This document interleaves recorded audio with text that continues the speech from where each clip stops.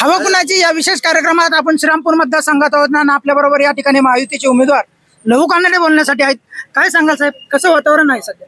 वातावरण छान आहे, परंतु मीच छान म्हणण्यापेक्षा हे आजूबाजूला आमचे सर्व मतदार आहेत, त्यांची बाईट घेतली तर मला अधिक खरं खरं कळेल वातावरण कसं आहे. 5 वर्षात या ठिकाणी आपण विकासात्मक काम केले आणि आता जनतेपुढे जात आहे. कसं जनतेचा रिस्पॉन्स मिळतोय?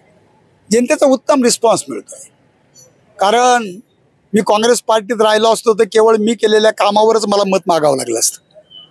आता मात्र मी महायुतीचा उमेदवार झालेलो आहे, त्यामुळे मी केलेल्या कामाबद्दल तर लोक मला आशीर्वाद देतीलच, ते माझे मायबाप आहेत.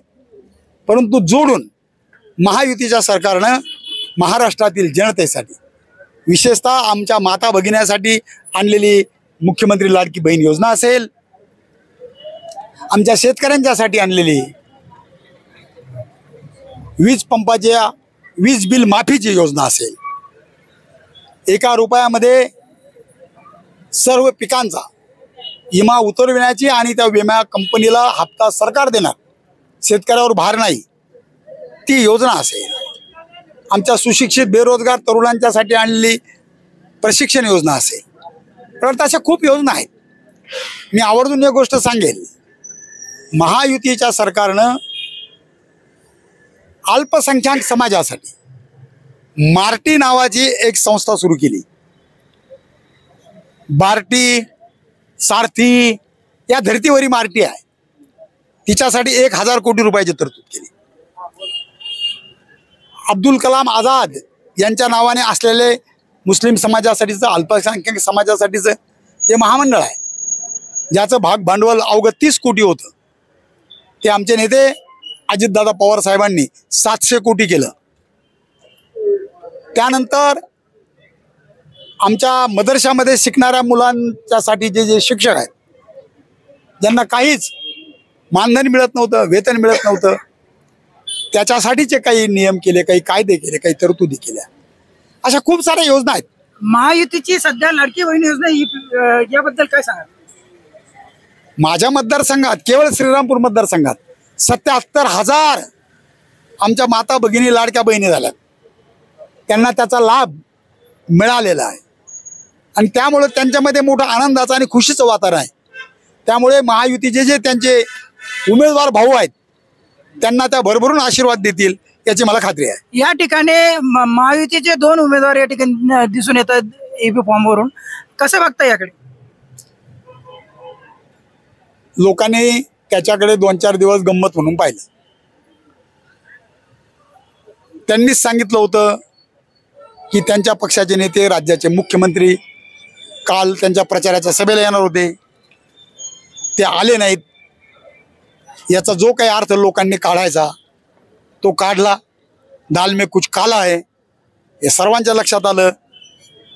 आणि आम्ही जो दावा करत होतो की महायुतीचे अधिकृत उमेदवार लहू कानडे आहेत राष्ट्रवादी पक्षाचे, त्याच्यावर शिक्कामोर्तब झालं. आज दस्तूरखुद्द महायुतीचे एक नेते, आमच्या पक्षाचे राष्ट्रीय अध्यक्ष, उपमुख्यमंत्री आदरणीय अजितदादा पवार साहेब यांची मोठी सभा झाली.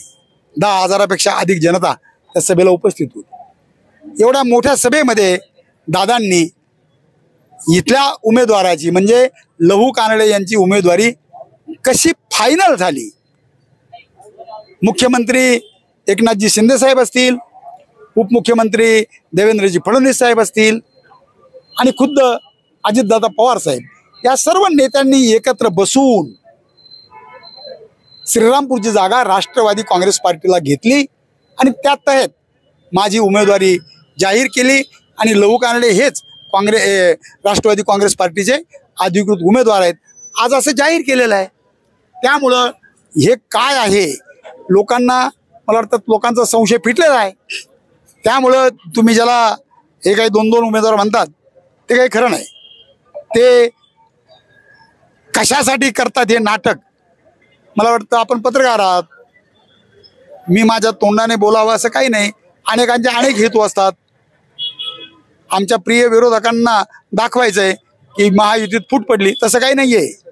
फूट काँग्रेसमध्ये पडलेली आहे. कुठं फूट काँग्रेस? हो, मी काँग्रेसवाला होतो ना, आता कुठं काँग्रेस शिल्लक राहिली.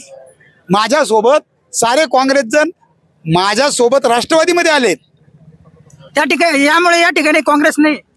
कुठं काँग्रेस आहे? आमच्या नेत्यांनी प्रत्येक विधानसभा क्षेत्र काँग्रेस मुक्त करण्याचा आमच्या जुन्या नेत्यांनी मला वाटतं ध्यास घेतलेला दिसतो. त्यामुळं हा देखील मतदारसंघ आता काँग्रेस मुक्त होणार आहे. श्रीरामपूर मतदारसंघ देखील काँग्रेस मुक्त होणार आहे असं विद्यमान आमदार लहू कन्नडे यांनी म्हटलंय. आपल्याबरोबर काही पदाधिकारी देखील आहेत, त्यांच्याशी देखील आपण चर्चा करणार आहोत. आज अजितदादा पवारांची सभा झाली, कसं वातावरण होतं आणि काय निश्चय आहे पुढचा? आदरणीय दादा यांनी